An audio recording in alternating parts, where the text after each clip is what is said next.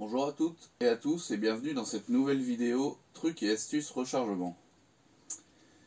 Comme je l'avais annoncé dans le précédent épisode, je vais aujourd'hui parler du recalibrage. Alors tout d'abord, le recalibrage, ça a pour but premier de remettre aux dimensions d'origine les étuis tirés, afin de pouvoir être rechargés et tirés à nouveau.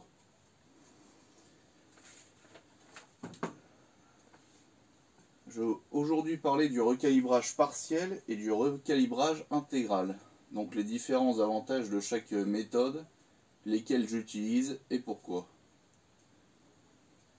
Alors je fais du rechargement, je crois, depuis 2012.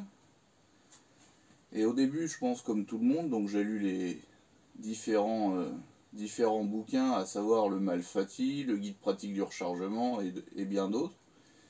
Et puis je me suis documenté un petit peu sur les forums et sur les vidéos YouTube. Donc je pense comme tout le monde au début, je faisais entre guillemets bêtement du recalibrage intégral. Donc à savoir, comme indiqué dans les différents livres, on met le bélier au plus bas, on descend l'outil au contact du shell holder, on relève un petit peu et on rajoute environ un quart de tour supplémentaire pour compenser le jeu des axes.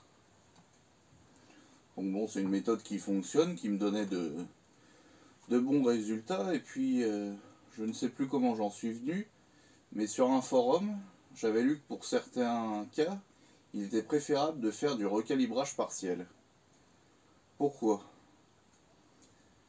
Eh bien, les avantages, il y a de nombreux avantages sur le calibrage partiel. À commencer, c'est déjà qu'il préserve la durée de vie des étuis, puisqu'on ne travaille pas sur toute la longueur de l'étui, mais on travaille, on va dire, sur la partie haute.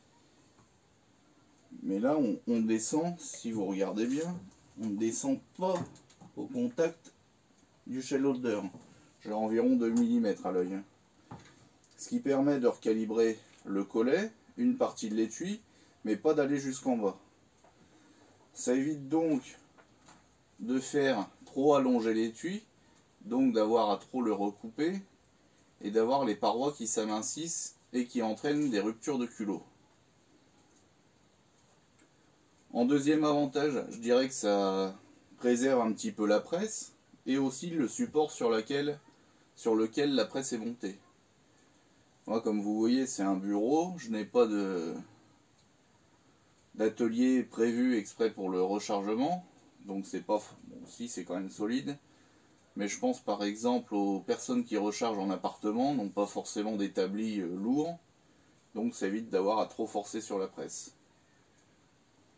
Ensuite, il y a normalement un gain de précision en théorie, puisque l'étui a déjà conservé en majorité la forme et les dimensions de la chambre. Il n'y a pas le temps de réaction pendant lequel l'étui gonfle pour coller aux parois. On gagne normalement un petit peu en précision. Ensuite, ce qui peut intéresser, c'est que ça permet de recharger et de tirer avec des armes qui ont une feuillure et une chambre soit large, soit un petit peu longue. Donc ça peut arriver sur les armes militaires que j'utilise.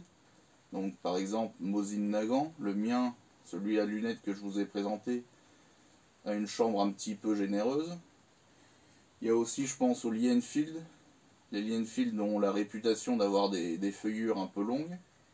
Et puis il y a tout ce qui a été rechambré donc avant la loi de 2013, donc les Moser, les MAS 36, les K31 et bien d'autres. Donc ça permet leur calibrage partiel de faire une cartouche au plus proche de la chambre de l'arme, mais aussi une cartouche qui est vraiment dédiée à cette arme. Alors ça peut être un avantage ou un inconvénient, ça dépend comment on le prend. Par exemple, si vous avez plusieurs armes d'un même calibre, ce qui n'est pas mon cas, il va falloir certainement faire 2 lots ou 3 lots, suivant le nombre d'armes que vous avez. Il va falloir faire des lots distincts d'étuis, afin d'avoir chaque étui propre à chaque arme. Passons maintenant au recalibrage intégral. Donc comme gros avantage, et comme c'est qu'il est simple à mettre en œuvre, on met, comme je vous l'expliquais, le bélier en butée basse, on règle l'étui au contact du shell holder, on relève un petit peu, un quart de tour. Donc ça, c'est bien plus simple à mettre en œuvre au niveau réglage des outils. Mais aussi le gros avantage, c'est qu'il peut chambrer dans n'importe quelle carabine ou fusil, normalement du bon calibre, puisqu'il remet les cotes à la cote d'origine des cartouches. Alors par exemple, moi le recalibrage partiel, je l'utilise dans mon Moser 98K qui est rechambré en 860S, en 3284 pour mon MAS 36, en 308 pour ma carabine Marlin X7VH en 308, et aussi en 762 par 54R pour mon Mosin Nagant à lunettes. Par contre, j'ai déjà essayé, je ne peux pas faire du recalibrage partiel pour mon K31 en 7,5 par 55. Alors, je ne sais pas si c'est l'arme qui a une chambre très serrée, ou alors si c'est dû au fait que ce soit une arme à réarmement linéaire. Comme je vous le disais précédemment, j'utilise en ce moment le recalibrage partiel pour refaire mes étuis de 7,62 par 54R en vue de faire un nouveau chargement pour mon Mosin Nagant. Donc j'essayerai de faire des photos de différents étuis qui ont été recalibrés partiels ou intégral afin de voir qu'il se fait une petite collerette entre la fin de l'épaulement et le début du collet. Enfin, au-dessus de la fin de l'épaulement et un petit peu après le début du collet. Donc moi je suis à environ 1,5 mm, 2 mm. Alors il ne faut pas aller trop haut non plus, sinon vous risquez de ne plus pouvoir chambrer, mais aussi de ne plus avoir un maintien suffisant au niveau du collet pour le projectile. Donc cette pratique, donc comme je le disais, a l'avantage de préserver les étuis, déjà dans la plupart des armes, à verrou. En semi-automatique, je ne pense pas que ce soit possible de faire du recalibrage partiel. Ça permet de prolonger leur durée de vie. Donc, une petite astuce quand même, au passage, pour voir s'il y a un risque pour vos étuis, et donc pour vous, c'est à long déjà de passer à la base du culot, voir s'il y a un début d'arrachement de métal ou de fissure, auquel cas jeter l'étui sans hésiter. Mais après, pour vérifier l'intérieur, moi j'utilise la jauge de profondeur de mon pied à coulisse, et en descendant jusqu'en bas, on entend et on sent très bien s'il y a une amorce de rupture. S'il y a amorce de rupture, poubelle. De même, au niveau du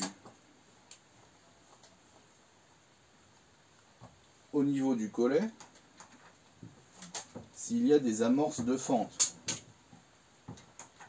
Donc là, je fais déjà visuellement, et puis après au toucher, à l'ongle, je fais tourner. Là, j'ai pas de problème. Par contre, là, ça ce sont des étuis de 7,5 par 55 tirés dans mon K31. Comme je le disais tout à l'heure, je suis obligé de faire du recalibrage intégral, sinon je n'arrive pas à chambrer. Donc ça, c'est des étuis qui ont déjà pas mal de tirs. Malgré le fait que je les utilise en recalibrage intégral, j'en ai qui dépassent largement les 10-12 rechargements. Par contre, ce qu'il arrive au bout d'un moment, c'est qu'on ait des ruptures au niveau du collet, donc ça se fend. Donc les étuis sont inutilisables, donc à la poubelle. Précision qui a tout de même son importance, que vous soyez en recalibrage partiel ou en recalibrage intégral, il faut obligatoirement lubrifier vos étuis. Donc moi j'utilise ce produit Liman depuis des années, ça va très bien. J'ai un tapis en feutre de ce type là, j'en mets un petit peu et puis après j'appuie quand même assez fortement tout en faisant rouler l'étui. Ce qui permet de déposer un film sans avoir un excès de lubrifiant qui pourrait causer des trous dans l'étui.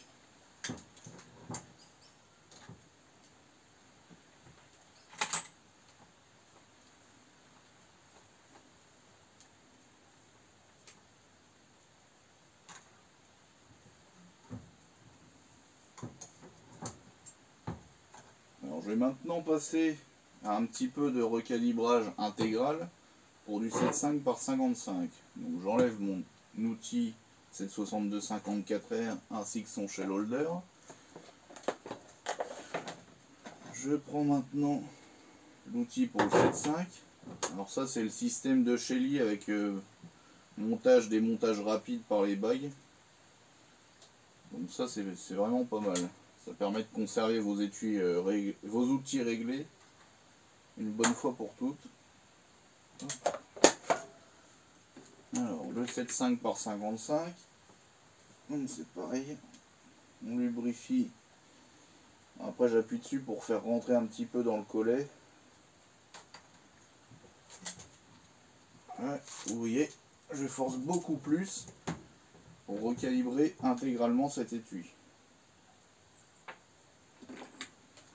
Donc comme je vous le disais tout à l'heure, le recalibrage intégral nécessite d'avoir quand même la presse montée sur un support un petit peu plus solide.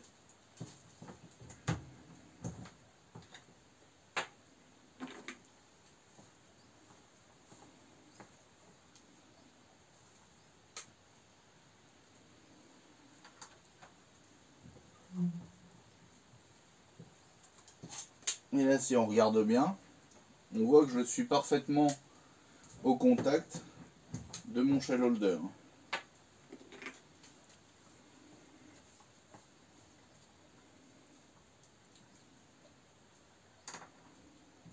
Bon,